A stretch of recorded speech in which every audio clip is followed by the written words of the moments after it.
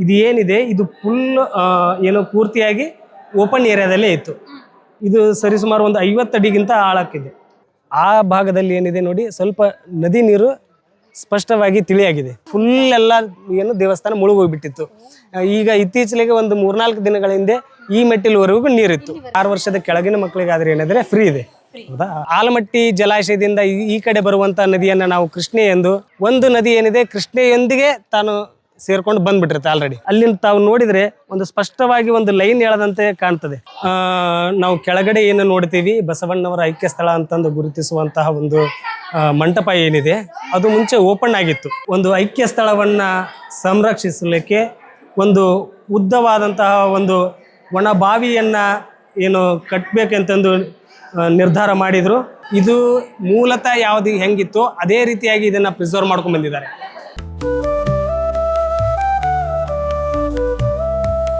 ಅಂದ್ರೆ ನದಿ ತೀರನೇ. ಹೌದು, ಇದೇ ಏನಿದೆ ನದಿ ತಟವಂತಂದ ನಾವು ಕರಿತೀವಿ. ಈ ಭಾಗದಿಂದ ಕೃಷ್ಣೆ ಬರುತ್ತದೆ, ಈ ಭಾಗದಿಂದ ಮಲಪ್ರಭೆ ಬರುತ್ತದೆ. ಎರಡೂ ನದಿಗಳು ಸಂಗಮವಾಗಿರೋದನ್ನು ನಾವು ಇಲ್ಲಿ ಸ್ಪಷ್ಟವಾಗಿ ಗಮನಿಸಬಹುದು. ಆ ಭಾಗದಲ್ಲಿ ಏನಿದೆ ನೋಡಿ, ಸ್ವಲ್ಪ ನದಿ ನೀರು ಸ್ಪಷ್ಟವಾಗಿ ತಿಳಿಯಾಗಿದೆ. ಕಾಲಾಂತರದಿಂದಲೂ ಕೃಷ್ಣೆ ಮಲಪ್ರಭೆಯರು ಈ ಸಂಗಮದಲ್ಲಿ ಎರಡೂ ನದಿಗಳು ಕೂಡಿದ್ದವು ಎಂಬುದನ್ನು ನಾವು ಇತಿಹಾಸದಲ್ಲಿ ನೋಡ್ತೇವೆ. ಆಲಮಟ್ಟಿ ಜಲಾಶಯದಿಂದ ಈ ಕಡೆ ಬರುವಂಥ ನದಿಯನ್ನು ನಾವು ಕೃಷ್ಣೆ ಎಂದು, ನಾರಾಯಣಪುರ ಜಲಾಶಯ ಅಂದರೆ ಬಸವಸಾಗರ ಜಲಾಶಯದಿಂದ ಈ ಕಡೆ ಬರುವಂತಹ ಒಂದು ನದಿಯನ್ನು ನಾವೇನಂತೀವಿ ಮಲಪ್ರಭಾ ನದಿ ಅಂತಂದು ನಾವು ಗುರುತಿಸ್ತೀವಿ. ಮೂರು ನದಿಗಳ ಸಂಗಮ. ಮೂರು ನದಿಗಳು ಏನಂತಂದ್ರೆ, ಒಂದು ನದಿ ಏನಿದೆ ಕೃಷ್ಣೆಯೊಂದಿಗೆ ತಾನು ಸೇರ್ಕೊಂಡು ಬಂದ್ಬಿಟ್ಟಿರುತ್ತೆ ಆಲ್ರೆಡಿ, ಘಟಪ್ರಭೆ. ಆ ಎರಡೂ ನದಿಗಳು ಈ ಕಡೆ ಬರ್ತದೆ, ಈ ಕಡೆ ಏನಾಗುತ್ತೆ ಮಲಪ್ರಭೆ ಬರ್ತದೆ. ಗುರುತಿಸಬಹುದು ಅಂದ್ರಲ್ಲ, ಹೇಗೆ ನಮಗೆ ಅಲ್ಲಿ ಕಾಣ್ತದೆ ಅಂದ್ರೆ ಈ ಕೃಷ್ಣೆ ನೀರು ಏನಾಗಿದೆ ಸದಾ ಸ್ವಚ್ಛವಾಗಿರ್ತದೆ. ಹೌದಾ? ಮಲಪ್ರಭೆ ನೀರು ಸ್ವಲ್ಪ ಏನು ಮರಳು ಮಿಶ್ರಿತ ಹಾಗೂ ಮಣ್ಣು ಮಿಶ್ರಿತ ನೀರಾಗಿರೋದ್ರಿಂದ ಅದು ಕಪ್ಪಾಗಿರೋದನ್ನ ಸದಾ ನಾವು ಯಾವಾಗಲೂ ಕಾಣ್ತೇವೆ. ಅಲ್ಲಿಂದ ತಾವು ನೋಡಿದ್ರೆ ಒಂದು ಸ್ಪಷ್ಟವಾಗಿ ಒಂದು ಲೈನ್ ಎಳೆದಂತೆ ಕಾಣ್ತದೆ. ಹೌದಾ? ಅಲ್ಲಿ ನಾವು ಕಾಣ್ಬೋದು. ಯಾಕಂತಂದ್ರೆ ಇಲ್ಲಿ ನೀರಿನ ರಭಸ ಜಾಸ್ತಿ ಇರುತ್ತೆ. ಹೌದಾ? ಅಲ್ಲಿ ಎರಡು ಎಟ್ ಎ ಟೈಮ್ ಕೂಡಿದಾಗ ಈ ನದಿ ಕೃಷ್ಣೆ, ಈ ನದಿ ಮಲಪ್ರಭೆ ಅಂತಂದ್ರೆ ನಾವು ಈಸಿಲಿ ಏನ್ ಮಾಡ್ಬೋದು, ಗುರುತಿಸಬಹುದು. ಅಂದ್ರೆ ಇವಾಗ ಇದೆಲ್ಲಿಗೆ ಹೋಗುತ್ತೆ? ಡೈರೆಕ್ಟ್ ಆಲ್ಮಟ್ಟಿ ಡ್ಯಾಮ್ಗೆ? ಇಲ್ಲ, ಆಲ್ಮಟ್ಟಿಯಿಂದ ಈ ಕಡೆ ಬರುತ್ತೆ. ಆಲ್ಮಟ್ಟಿ ಆ ಕಡೆ ಇರೋದು? ಆಲ್ಮಟ್ಟಿ ಆ ಕಡೆ ಇರೋದು. ಆಲ್ಮಟ್ಟಿಯಿಂದ ಈ ಕಡೆ ಬರುವಂತ ಮಲಪ್ರಭೆ ಇದೇ ರೀತಿಯಾಗಿ ಈ ಕೆಳಗಡೆ ಭಾಗಕ್ಕೆ ಹೋಗುತ್ತೆ.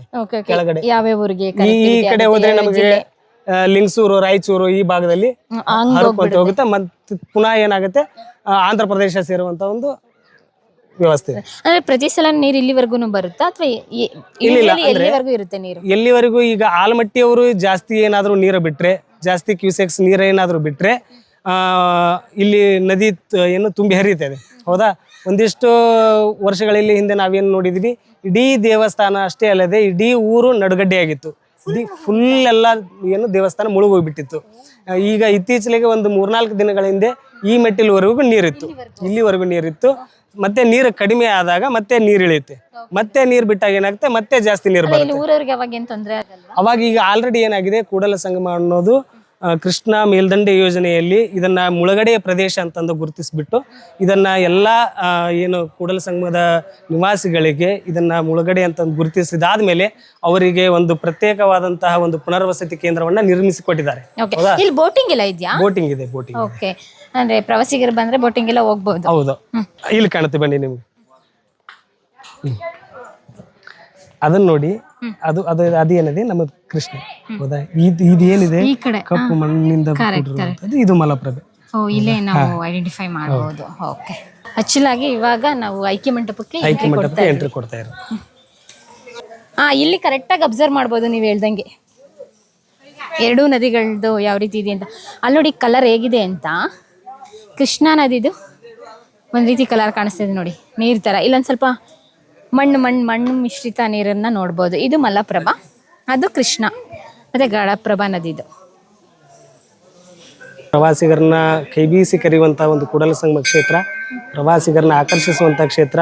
ಎಲ್ಲ ಪ್ರವಾಸಿಗರಿಗೂ ಕೂಡ ಒಂದು ಬೋಟಿಂಗ್ ವ್ಯವಸ್ಥೆ ಇದೆ. ಇವಾಗ ಸದ್ಯಕ್ಕೆ ನೀರು ಜಾಸ್ತಿ ಇರೋದ್ರಿಂದ ಜಾಸ್ತಿ ಬೋಟ್ಗಳು ಇಳಿದಿಲ್ಲ. ಈ ಒಬ್ಬರಿಗೂ ಕೂಡ 5 ರೂಪಾಯಿ ಇರುತ್ತೆ. ಅಂದ್ರೆ 5 ರೂಪಾಯಿ ತುಂಬಾ ರೀಸನಬಲ್ ಪ್ರೈಸ್.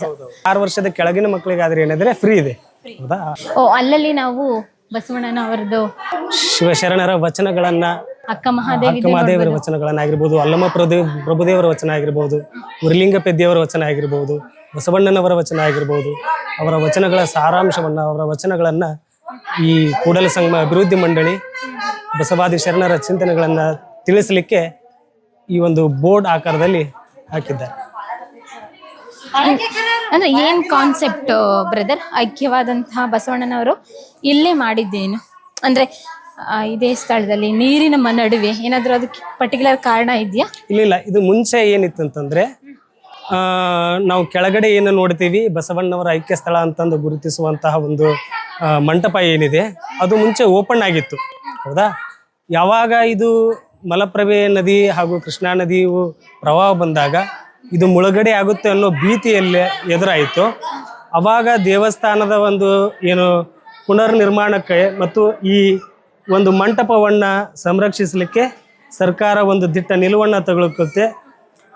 ಆವಾಗ ಏನು ಮಾಡ್ತಾರೆ, ಇದಕ್ಕೆ ಒಂದು ಐಕ್ಯ ಸ್ಥಳವನ್ನು ಸಂರಕ್ಷಿಸಲಿಕ್ಕೆ ಒಂದು ಉದ್ದವಾದಂತಹ ಒಂದು ಒಣ ಬಾವಿಯನ್ನು ಏನು ಕಟ್ಟಬೇಕಂತಂದು ನಿರ್ಧಾರ ಮಾಡಿದರು.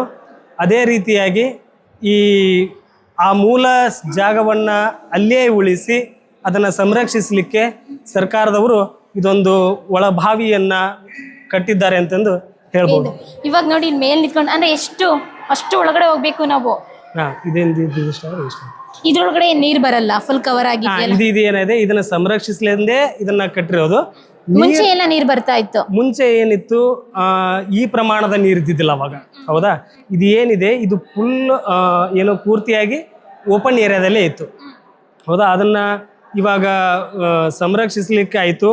ನಂತರ ಜನರಿಗೆ ದರ್ಶನ ಕೊಡುವಂತ ಒಂದು ನಿಟ್ಟಿನಲ್ಲಿ ಇದೊಂದು ಏನು ಬಾವಿಯನ್ನ ತಯಾರಿಸಿದ್ದಾರೆ. ಅಂದ್ರೆ ಅಂಡರ್ ಗ್ರೌಂಡ್ ಅಲ್ಲಿ ಮಾಡೋ ತರ ಫೀಲ್ ಇದೆ. ಹೌದು, ಅಂಡರ್ ಗ್ರೌಂಡ್ ಅಲ್ಲಿ ಮಾಡಿರ್ತಾರೆ.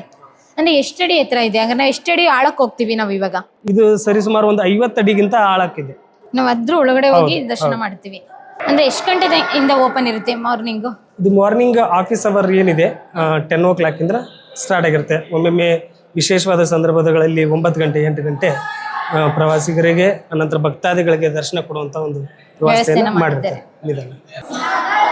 ಅಂದ್ರೆ ಇಲ್ಲೆಲ್ಲ ನೀರ್ ಬರ್ತಾ ಇದೆಯಲ್ಲ, ಇದು ನದಿ ನೀರೇನಾ? ಇದು ನದಿ ನೀರೇ. ಓಕೆ, ಆ ರೀತಿ ಕನ್ಸ್ಟ್ರಕ್ಷನ್ ಮಾಡಿದಾರ? ನದಿ ನೀರು ಸುತ್ತ ಇಲ್ಲ, ಅಂದ್ರೆ ಏನಿದೆ ಅಲ್ಲಿರುವಂತಹ ಲಿಂಗ ಏನಿದೆ ಅದರ ಸುತ್ತ ಒಂದು ಪಾಣಿಪೀಠ ಇದೆ. ಹೌದಾ? ಆ ಪಾಣಿಪೀಠದಿಂದ ಏನಾಗುತ್ತೆ, ನದಿ ನೀರು ಏನಾಗುತ್ತೆ ಸದಾ ಚಿಮ್ತಿರ್ತೈತಿ. ಬಸವಣ್ಣನವರ ಕರ್ಮ ಭೂಮಿ, ತಪೋಭೂಮಿ, ಐಕ್ಯ ಸ್ಥಳ ಎಂದು ಏನು ಕೂಡಲ ಸಂಗಮ ಇಂದು ವಿಶ್ವಾದ್ಯಂತ ಹೆಸರುವಾಸಿಯಾಗಿದೆ. ಬಸವಣ್ಣನವರು ಇದೇ ಸ್ಥಳದಲ್ಲಿ ಮುಂಚೆ 12ನೇ ಶತಮಾನದಲ್ಲಿ ವಚನ ಕಟ್ಟುಗಳನ್ನು ತಯಾರಿಸ್ತಿದ್ರು ಎಂಬುದನ್ನು ನಾವಿಲ್ಲಿ ಗುರುತಿಸ್ತೇವೆ. ನೀರು ಬರುತ್ತೆ ಅಂತ ಹೇಳಿದ್ರೆ ಯಾವಾಗಲೂ ಸದಾ ಇವಾಗ ನಾವೇನು ನೋಡ್ತಾ ಇದ್ದೀವಿ, ಈ ಬಸವೇಶ್ವರ ಐಕ್ಯ ಸ್ಥಳದ ಒಂದು ರಚನೆಯನ್ನು ನೋಡ್ಬೇಕಾತಂತಂದ್ರೆ ಇದು ಮೂಲತಃ ಯಾವುದು ಹೆಂಗಿತ್ತು ಅದೇ ರೀತಿಯಾಗಿ ಇದನ್ನು ಪ್ರಿಸರ್ವ್ ಮಾಡ್ಕೊಂಡು ಬಂದಿದ್ದಾರೆ. ಮೊದಲನೆಯದ್ದು ಇದು 4 ಕಂಬಗಳು ಕಪ್ಪು ಶಿಲೆಗಳಿಂದ ಏನು ತಯಾರಿಸಿದ್ದಾರೆ. ಅದೇ ರೀತಿಯಾಗಿ ಇಲ್ಲಿರುವಂಥ ಒಂದು ಲಿಂಗು ಏನಿದೆ, ಈ ಲಿಂಗು ಉದ್ಭವ ಲಿಂಗ ಅಲ್ಲ. ನಾವೇನು ಕೂಡಲ ಸಂಗಮೇಶ್ವರ ದೇವಸ್ಥಾನದಲ್ಲಿರುವಂಥ ಒಂದು ಸಂಗಮೇಶ್ವರನ ಕರೆಯುವಂಥ ಉದ್ಭವ ಲಿಂಗ ಏನಿದೆ ನೋಡೋ, ಆ ಥರ ಲಿಂಗು ಇದಲ್ಲ. ಹೌದಾ? ಇಲ್ಲಿ ಬಸವೇಶ್ವರರು ಐಕ್ಯವಾದಂಥ ಒಂದು ಪ್ರತೀತಿ ಇರುವುದರಿಂದ, ಇಲ್ಲಿರುವಂಥ ಕುರು ಇರುವುದರಿಂದ, ಇದಕ್ಕಾಗಿ ಬಸವೇಶ್ವರರ ಇಲ್ಲಿ ಐಕ್ಯವಾದರು ಎನ್ನುವ ಕಾರಣಕ್ಕಾಗಿ ಈ ಸ್ಥಳವನ್ನು ಗುರುತಿಸಲಿಕ್ಕೆ ಐಕ್ಯ ಮಂಟಪ ಅಥವಾ ನಾವೇನು ನಮ್ಮ ಗ್ರಾಮೀಣ ಭಾಷೆಯಲ್ಲಿ ಕೂಡಲಮುಖಿ ಅಂತ ಕರಿತೀವಿ ಅದನ್ನು ಇಲ್ಲಿ ಏನು ನಿರ್ಮಾಣ ಮಾಡಿದರು. ಅದೇ ರೀತಿಯಾಗಿ ಸದಾ 365 ದಿನಗಳು ಹಾಗೂ 24 ಗಂಟೆಗಳು ಈ 3 ನದಿಯ ನೀರು ಏನಿದೆ ಈ ಲಿಂಗುವಿನಿಂದ ಸದಾ ಚಿಮ್ಮುತ್ತಿರುತ್ತದೆ. ಇದನ್ನೇ ನಮ್ಮ ಭಕ್ತಾದಿಗಳು ಏನು ತೀರ್ಥವಂತ ಪರಿಗಣಿಸಿ ಇದೇ ನಮ್ಮ ಏನು ಕೂಡಲ ಸಂಗಮದ 3 ನದಿಗಳಲ್ಲಿರುವಂತಹ ತೀರ್ಥ ಜಲವನ್ನು ಈ ಲಿಂಗುವಿನಿಂದ ಹೊರಹೊಮ್ಮುತ್ತದೆ ಎಂದು ಭಾವಿಸಿ ಈ ತೀರ್ಥವನ್ನು ತೆಗೆದುಕೊಳ್ಳುವಂಥ ಸಂಪ್ರದಾಯ ಹಿಂದಿನಿಂದಲೂ ಯಾವಾಗಲೂ ಇರುತ್ತದೆ. ಇದು ಇಲ್ಲ ಯಾವ ಕಾಲಘಟ್ಟದಲ್ಲಿ ಆಗಿದೆ ಈ ಕನ್ಸ್ಟ್ರಕ್ಷನ್ ಎಲ್ಲ? ಇದು ಏನಿದು ಈ ಕನ್ಸ್ಟ್ರಕ್ಷನ್ಸ್ ಆಯಿತು, ಇದು ಇರುವಂತಹ ಮೂಲ ಐಕ್ಯ ಮಂಟಪ ಏನಿದೆ ಇದಕ್ಕೆ ಯಾವ ಕಾಲದಲ್ಲಿ ನಿರ್ಮಿಸಿದ್ರೆ ಎಂಬುದೊಂದು ಖಚಿತವಾದಂಥ ಒಂದು ಯಾವುದೇ ಆಧಾರಗಳೇ ನಮಗಿಲ್ಲ. ಐತಿಹಾಸಿಕವಾಗಿ ಆಗಲಿ ಅಥವಾ ಮೌಖಿಕವಾಗಲಿ ಯಾವುದೇ ರೀತಿಯ ಒಂದು ಆಧಾರ ಇರುವುದಿಲ್ಲ. ಆದರೆ 800 ವರ್ಷಗಳ ಹಿಂದೆನೂ ಇದು ಇತ್ತು ಎಂಬುದನ್ನು ಅಲ್ಲಲ್ಲಿ ನಾವು ಓದಲಿಕ್ಕೆ ನಮಗಿದು ಕಾಣುತ್ತದೆ. ಆದರೆ ಏನು ಇದು ಮುಳುಗಡೆ ಭೀತಿಯಿಂದ ಏನು ಪ್ರವಾಸಿಗರಿಗಾಗಲಿ ಅನಂತರ ಬಸವ ತತ್ವ ಅನುಯಾಯಿಗಳಿಗಾಗಲಿ ಇದು ಮುಂದೆ ಸಿಗಲ್ದಿಲ್ಲ ಎಂಬ ಕಾರಣಕ್ಕೆ ಏನು ಮಾಡಿದರು, ಇದನ್ನು ಸಂರಕ್ಷಿಸಲಿಕ್ಕೆ ಇದೊಂದು ಈ 50 ಫುಟಕ್ಕೂ ಅಧಿಕ ಹಾಗೂ ಸುಮಾರು ಒಂದು 260ಕ್ಕೂ ಹೆಚ್ಚು ಮೆಟ್ಟಿಲುಗಳಿರುವಂಥ ಒಂದು ಒಣಬಾವಿಯನ್ನು ಇದನ್ನು ನಿರ್ಮಾಣ ಮಾಡಿದರು.